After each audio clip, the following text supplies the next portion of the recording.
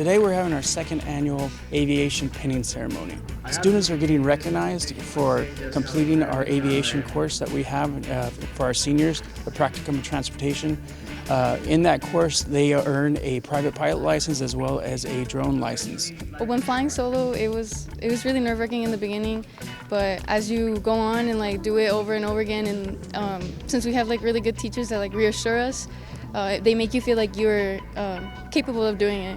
Now show me how you guys are going to remember your 3 axes. There we go.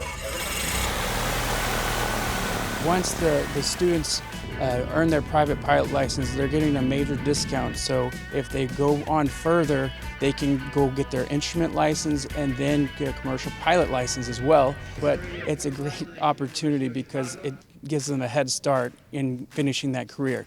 I mean, I'm pretty sure as everybody else who wants to be a pilot, I want to fly big airplanes, but I think that's just the broad picture. Besides that, I just want to improve as a pilot and mainly get to know a lot of people and simply get more involved in the industry.